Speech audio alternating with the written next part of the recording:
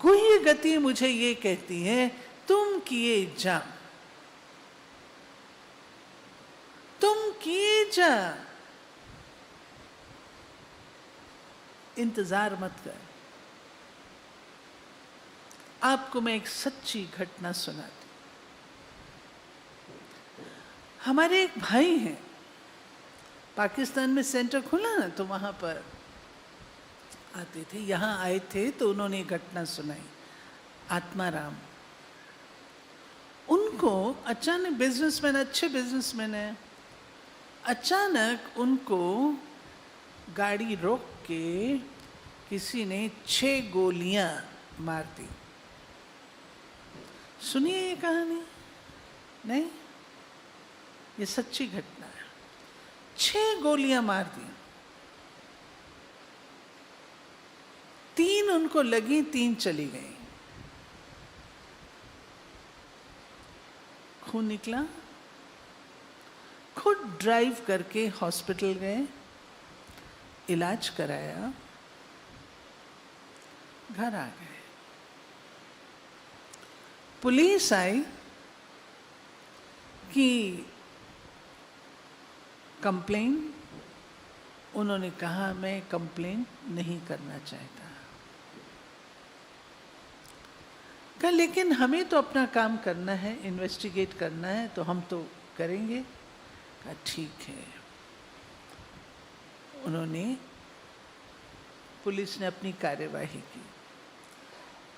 जब वो ठीक हो गए और पुलिस फिर से आई, एक दिन कहते मैं नाश्ता कर रहा था और नाश्ता करते हुए मुझे उस घटना की याद आ गई,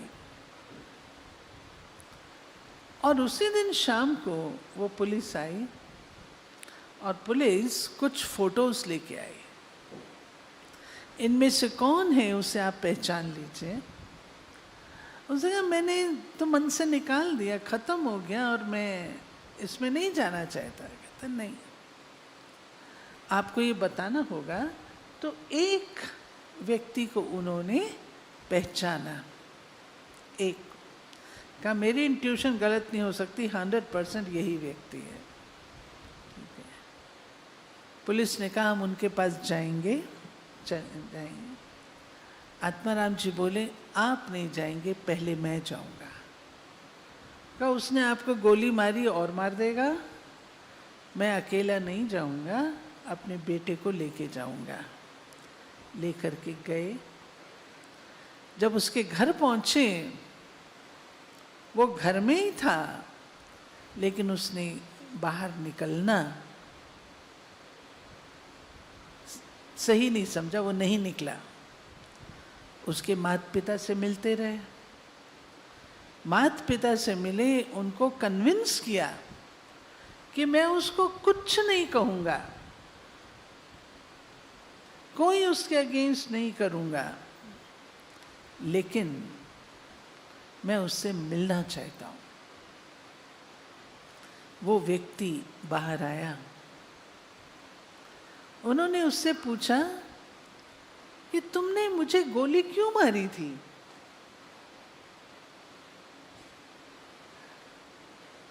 कंप्लीट कर।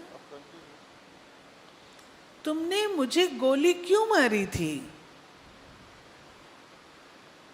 उसने बोला कि मेरे ऊपर कर्जा था, आपसे कर्जा लिया हुआ है, औरों से भी लिया हुआ है, मेरा बिजनेस बिल्कुल ख़त्म हो गया है और मैं बहुत टेंशन में था, और मैं यही सोचा कि जिससे मैंने कर्जे लिए हैं उन्हीं को मैं ख़त्म कर दूं तो मेरे को कुछ चुकाना नहीं पड़ेगा। आत्माराम जी बोले तुमने कितना कर्जा लिया? बोला इतना लिया।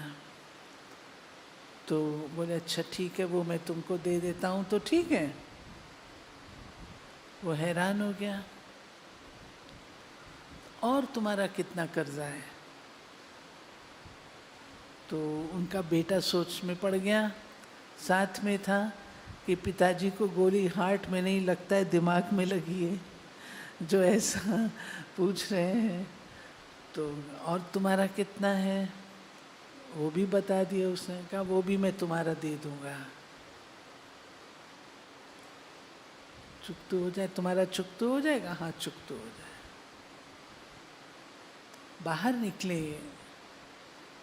तो बेटे ने पिताजी को पूछा, पिताजी आपने ये क्या किया? उनका उत्तर था, ये मैंने किसी के लिए नहीं, अपने लिए किया। अगर केस चलता, उसमें इतना खर्चा होता, इतनी भागदौड़ होती, आता जाता, फिर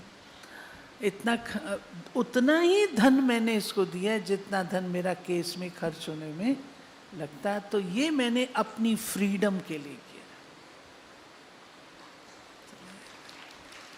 इसके पीछे ज्ञान की बहुत जबरदस्त गहराई है। हम कुछ भी करते हैं, किसी को हम क्षमा करते हैं, हम उसे क्षमा नहीं कर रहे, लेकिन अपने आप को नेगेटिविटी से, व्यर्थ से मुक्त कर रहे हैं।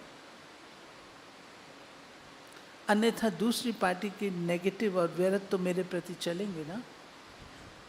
इसलिए बाबा ने जो हम बच्चों को ये बात सिखाई है, प्यारे बच्चे क्षमा करो और भूल जाओ। और दूसरा, शुभ भावना, शुभ कामना सबके प्रति रखो। पिताजी बोले अब कम से कम जिंदगी भर ये मेरे को मारने का संकल्प तो नहीं करेगा ना। तो ये मैंने अपनी फ्रीडम के लिए किया है। इसलिए जो बाबा हम बच्चों को कहता है शुभ भावना, शुभ कामना, सर्व के प्रति, शत्रु के प्रति, जिससे आपकी नहीं बनती उसके प्रति ट्राई करें। इस एक्सपेरिमेंट को अवश्य, भगवानोवाज कभी गलत नहीं होते, इसकी रिजल्ट आएगी। और अब समय है, विस्तार में नहीं जाना है, सार युक्त बनना है। Full stop, full stop. कोई बात हो जाए जल्दी से फुल स्टॉप लगाओ, आगे चलो, आगे चलो, आगे चलो। जो आत्माएं अपने कर्म बिना किसी अपेक्षा के बाबा के यज्ञ में समर्पित करती हैं और समय पर करती हैं। गुलजार दादी हमें मिसाल देते हैं कि जब कराची में थे, पार्टीशन हुआ, तो बहुत सारे लोग अपना अपना सामान ला कर के हमारे कैंपस में छोड़ देते थे, वे इसको यूज कर लेना। दादी कहती थी सारा कैंपस हमारा सामान से भर गया। लेकिन आप जानते हैं, बाबा कहता है मैं कौन हूं? मैं सौदागर हूं। मैं ये लेकर के इतना दूं, इतना भोला व्यापारी नहीं हूं। तो कर्मों की गुह्य गति हमें ये बता रही है कि मुझे अपने आप को समय पर रेडी रखना है। जब वक्त निकल गया तो 50 लोग खड़े हो जाएंगे, लेकिन जिस समय जरूरत है उस समय सामने कौन आया उसका महत्व बन जाता है। ठीक है। दूसरी बात, कर्म करो और निष्काम कर्म करो। हमने तो नहीं सोचा था कि बाबा हमें उजूरा देगा, क्या होगा, तो बच्चा बुद्धि थे। लेकिन बाबा किसी का रखता नहीं है, ये बात हमारी लाइफ में अंडरलाइन होनी चाहिए। बाबा को दिया गया सहयोग, किसी भी प्रकार का कोई कर्म जो हम बाबा के प्रति करते हैं, बाबा उसका रिटर्न अवश्य देता है। यहां तक बाबा ने कहा है कि मैं और मेरा बाबा की मुरलियाँ वंडरफुल हैं, और मैं तो उन मुरलियों से ही अपनी अंदर अगर शक्ति भरनी है, बल भरना है, तो मुरलियों से ही होता है। बाबा ने एक मुरली में कहा, बच्चे तुम मैं और मेरेपन का त्याग कर दो। सारी प्रॉब्लम नाम मान शान की आती है कि मैंने किया लेकिन मेरा कुछ नाम नहीं लिया गया, मैंने किया कुछ इसका वो नहीं आया। कर्म करो और भूल जाओ। कर्म कई प्रकार के हैं। कुछ कर्म ऐसे होते हैं जो आपने किया और तुरंत आपको उसका रिजल्ट मिलता है। 3 प्रकार के बीज होते हैं। एक बोया और उसका एक ही फल आपको तुरंत मिल जाता है। जैसे गोभी का फूल, पत्ता गोभी का, ये सब हम बोते हैं तो तुरंत हमको एक सीजन में मिल जाते हैं। दूसरा ऐसा होता है बीज जो आप डालते हैं एक, परंतु उससे अनेक प्राप्ति होती है। मटर की फली का बीज डालेंगे, अनेकों बीन्स आदि आदि। तीसरा होता है जिसको आप डालते हैं, बहुत समय के बाद फलीभूत होता है, परंतु एक का अनेक और सीजन ब सीजन फल देता रहता है, जैसे आम का वृक्ष। इसी रीति से हमारे कर्मों की क्वालिटी है। एक है तुरंत वाहवा ले लेना, मिल भी जाती है। बाबा ने कहा हुआ है कि चाहे इस जन्म में ले लो, चाहे नेक्स्ट में ले लो। आपको याद होगा जब दादियाँ अपनी सेवा के लिए निकली तो बाबा ने उनको क्या चेतावनी दी थी। बाबा ने कहा था, बच्चे तुम जा रहे हो मैदान में, प्रकृति तुम्हारी दासी होगी, तुम्हें अनेक प्रकार की सहूलियतें प्राप्त होंगी, लेकिन बच्चे याद रखना कभी उसको स्वीकार नहीं करना। अगर सच में देखा जाए गुह्य गति के रूप से, कई बार हम ब्राह्मण क्या करते हैं, हम चाहते हैं मेरा नाम लिया जाए। बहन जी ने 10 का नाम ले लिया, मैं भी तो 11वां वहीं बैठा था, मुझे कैसे भूल गई, 10 को नहीं भूली, मुझे कैसे भूल गए। हम भूल जाते हैं। इसके विपरीत हमारी सोच में, और ये मैं अपने अनुभव से कह रही हूं, हमारी सोच में अगर ये अंतर आ जाए, बहुत अच्छा हुआ मेरा नाम नहीं लिया गया, अगर मेरा नाम लेते जेलसी पैदा होती, अच्छा हुआ नहीं लिया। ये भी तो एक नजरिया है अपने आप को संतुष्ट रखने का, और ये सही नजरिया है। गुप्त दान का, गुप्त कर्म का महत्व है। याद है, मेरा नाम ले लिया, वाह वाह हो गई, फिनिश्ड।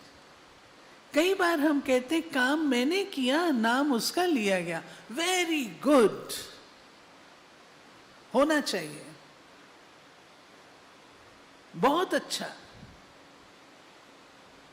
बाबा ने कहा मैंने तो तुमको रिटर्न देना है, चाहे यहां ले लो चाहे वहां के लिए जमा कर लो, चॉइस आपकी है, आप क्या करना चाहते हैं। ठीक है, इसलिए कहा गया कि बीज डालो, उसके ऊपर मिट्टी डाल दो। डालते हैं ना हम लोग मिट्टी, क्यों डालते हैं? श्रेष्ठ कर्म के बीज बो और उसके ऊपर मिट्टी डाल दो, अर्थात उसको गुप्त रख दो। ये चाहना प्राप्त, मुझे प्राप्ति हो, प्राप्त हो। तो बाबा ने दादियों को कहा कि तुमने कोई भी सहूलियत को स्वीकार नहीं करना है। दादियों ने नहीं किया। उनको एक वो मिला, गुलजार दादी सुनाते हैं, आम की पेटी इतनी सी लेकर के आए एक भाई और कहा ये बहनें आम नहीं खाती, कभी देखा नहीं, तो आम की पेटी दे के गया। बेगरी पाठ चल रहा था। तो बहनें क्या कहती हैं, ये हम माउंट आबू भेज देंगे। भाइयों ने कहा, बहन जी माउंट आबू के लिए हम दूसरा ले आएंगे, ये आप लाओ।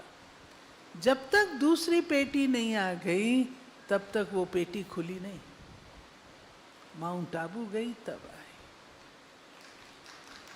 इसको कहा जाता है अपने कर्मों में जो प्यारे बाबा की याद समाई हुई है, कमाई जमा करना।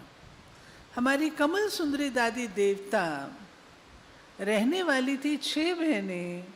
एक भाई इतना बड़ा पेठा दे गया कि इसको सब्जी बना के खाएंगी, लेकिन वो पेठा तो यहाँ काम नहीं आया बहनों के।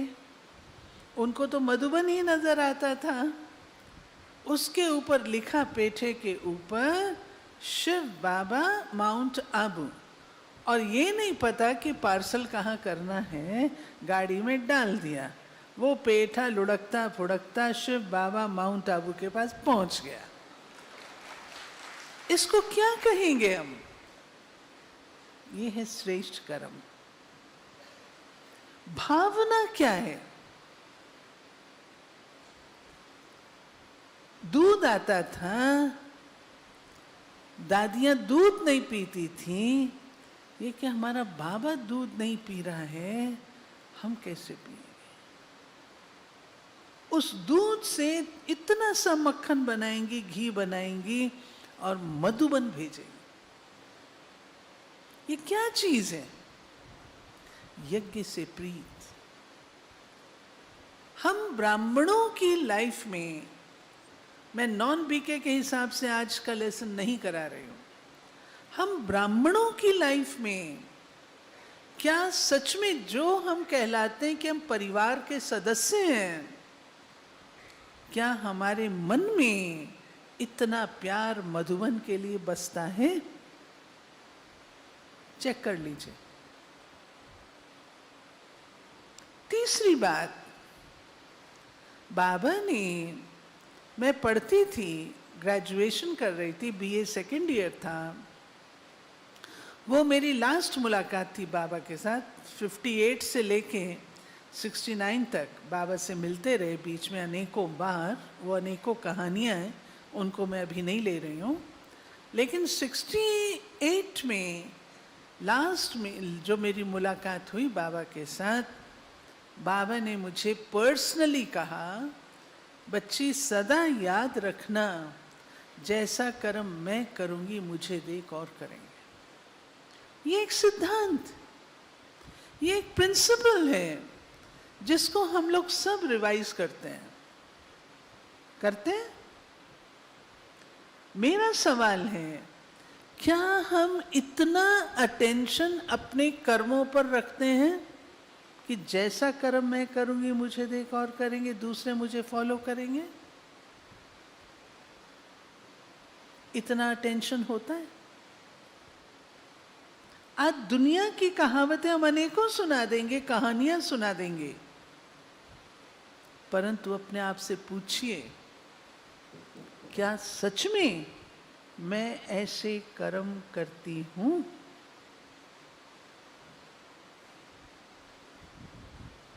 ये है गुह्य गति। आपके जिस कर्म को देखकर अनेकों के अंदर शुभ प्रेरणाएं उत्पन्न हो जाएं, उनका जीवन सुधर जाए, उसको कहते हैं भाग्य जमा करना। अपनी मीठी मम्मा ने कोई दान नहीं किया धन का, लेकिन कर्मों का और गुणों का दान किया, जिसे देखकर अनेक बहनें और माताएं समर्पित हुईं। और उनके समर्पण का शेयर मम्मा को मिला, जो धन की देवी लक्ष्मी के रूप से आज दिन तक पूजी जाती है। कर्म धन है। उस कर्म का उपयोग मैं कैसे कर रही हूं? हम सबके सामने एक नहीं अनेकों लोग हैं, हर सितारे की अपनी दुनिया है, हर सितारे की अपनी दुनिया है। हम सबको देखने वाले अनेक हैं। अपन से हम पूछें, क्या सच में मेरे कर्म ऐसे इंस्पायरिंग हैं?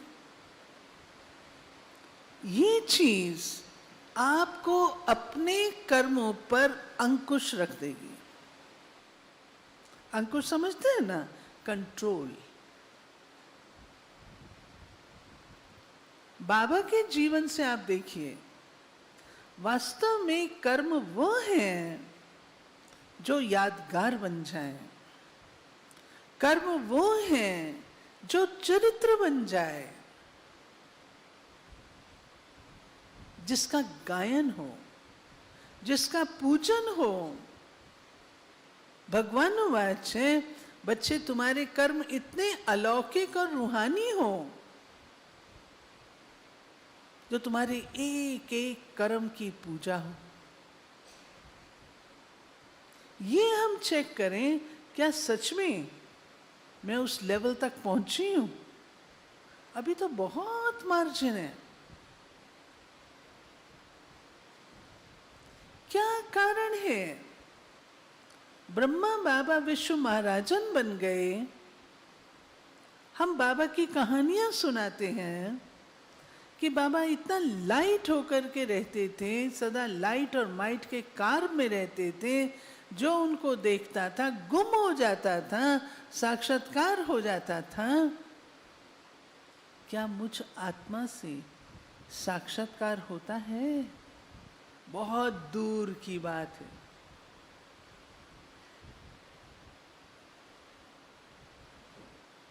बहुत दूर की बात है।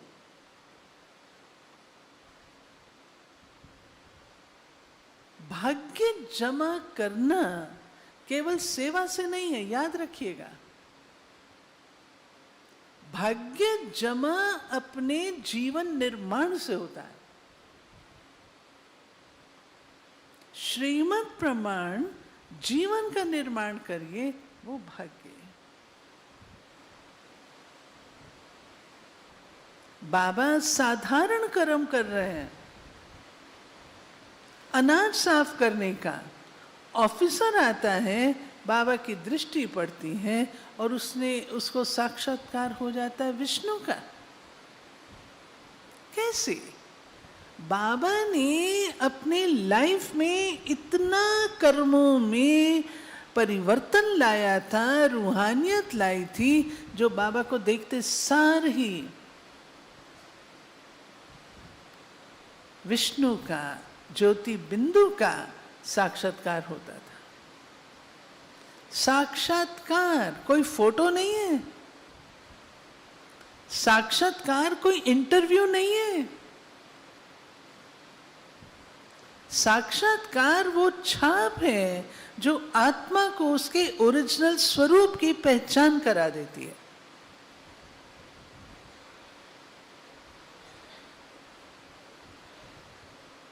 वो दिल से निकली हुई रूहानियत की तरंगे हैं,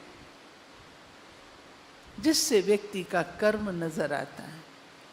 क्यों बाबा कहता है, बच्चे चलन और चेहरा ये दो चीजें तुम्हारी सेवा का साधन है। बाबा ने ये नहीं कहा वाणी तुम्हारी सेवा का साधन है। चलन और चेहरा,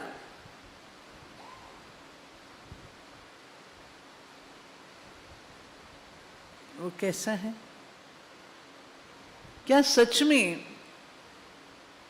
मेरी चलन से और मेरे चेहरे से नजर आता है कि मैं किसकी संतान? बाबा का साक्षात्कार होता है। एक बार बाबा आए थे, बड़े महारथी सब बैठे थे। बाबा जाने वाले थे और जाते हुए बाबा रुक गए।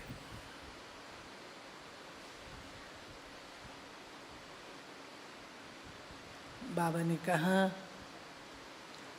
मैं एक बात कहूं? एक बात कहूं? बाबा कहे, मानेंगे सभी? सभी ने सोचा पता नहीं क्या बात बाबा कहने वाले हैं।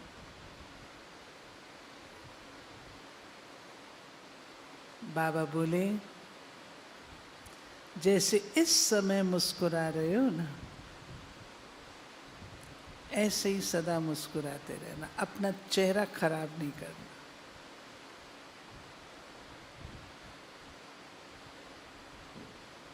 क्यों?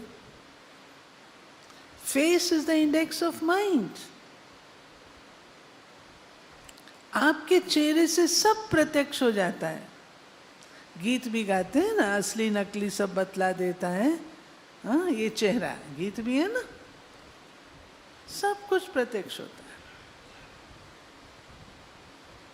छोटी सी एक बात मेरे को याद आ रही है दादी मनोहर की। दादी हमें सिखाते थे, भोजन आया सामने, छोटा सा कर्म है जो रोज हम करते हैं। थाली में भोजन आया और हम नाक मुंह चढ़ाते हैं, ये क्या बनाया है? इसका असर क्या होता है वो मैं आपको अभी बताऊंगी। यज्ञ का भोजन,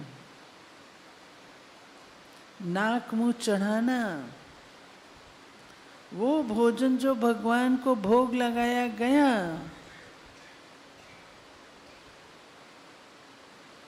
आज एक बहन थी, आज नहीं, एक बहन थी तो जब थाली सामने आए ना तो ऐसा करे। नतीजा ये हुआ, जब उसने शरीर छोड़ा, सबको भूल गया, उसका भोग लगा ही नहीं। भोग ही नहीं। क्यों? उस समय तिरस्कार किया। ये हमें पता नहीं लगता क्या कारण है। कभी अचानक भाई बहन कहते हैं, उदासी आ जाती है, बहन जी किया भी कुछ गलत नहीं है, कुछ ऐसी बात भी नहीं है, लेकिन मन में वो खुशी नहीं है, उदास है। क्या कारण है? कहीं कोई ऐसे किए हुए कर्मों का बोझ है जो उस समय सामने आता है। क्या कारण है? आपको लगता है ये कितना बड़ा भाग्य है इसका, लेकिन अचानक करते करते उससे छूट जाता है। क्या कारण है? यहां पर फिर योग का महत्व आता है। याद से विकर्मों का नाश, ताकि मेरे वर्तमान समय जो मैं कर्म करूं वो सदा पॉजिटिव और मेरे पुण्य के खाते में जमा होते जाएं।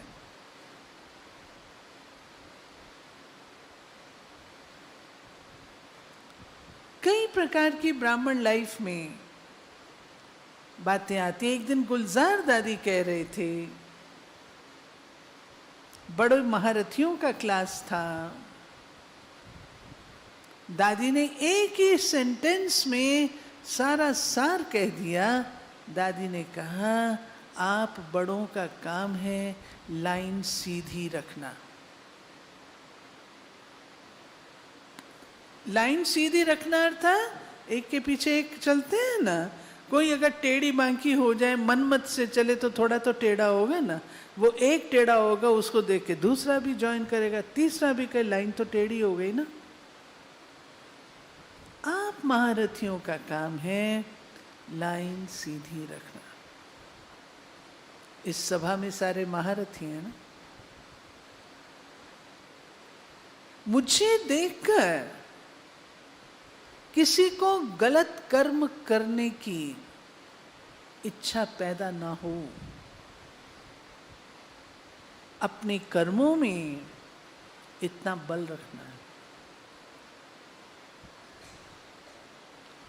कोटेशन देना,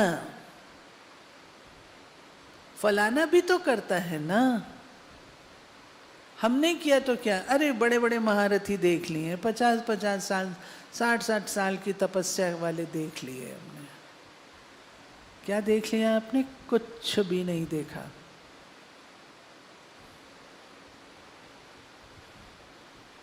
किस मुरली में भगवान ने कहा है कोटेशन दो?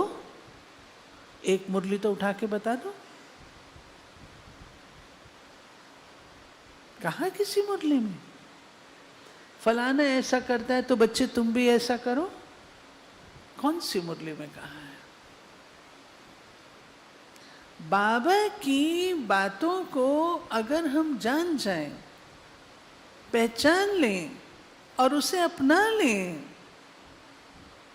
इतनी अच्छी मुझे बाबा की वो मुरली लगी जो प्रायः हम लोग ईर्ष्या द्वेष में आकर के अपने चार्ट को खराब करते हैं। कर्मों की गुही गति भगवान ने इतनी सुंदर बताई। बाबा ने यहाँ तक कहा हुआ है, मान लो आपका चांस है और आपको वो चांस मिलना चाहिए, लेकिन कोई ईर्ष्यावश या द्वेषवश या कोई बदले की भावना से, कोई कारण से आपको नहीं देता है और आपकी अवस्था ठीक रहती है, आपको 100 में 100 नंबर अपने आप मिल जाएंगे। यस, बाबा के इन महावाक्यों से इतनी शक्ति मिलती है। हम कहते हैं मुझे चांस नहीं दिया, मेरे को नहीं पूछा, ये नहीं पूछा ना सही। अगर मेरा हक बनता है और मुझे नहीं मिल रहा है, निश्चिंत हो जाओ। बाबा कहते तुम्हारे नंबर बिना इम्तिहान दिए मैं 100 में 100 दे दूँ। और क्या चाहिए, क्या चाहिए? इसलिए हम ब्राह्मण बच्चों को जो अपने पुरुषार्थ में तल्लीन हैं, हमें ये पक्का निश्चय रखना है कि मेरे द्वारा ऐसा कोई कदम ना उठे जिसे लोग कोट करें, जिसके लिए कहें कि ये भी तो करते हैं। फिर एक बात है, कर्मों की गुही गति में लेन देन की बात नहीं है। अगर कर्म श्रेष्ठ बनाने और पुण्य कर्मों का खाता मुझे जमा करना है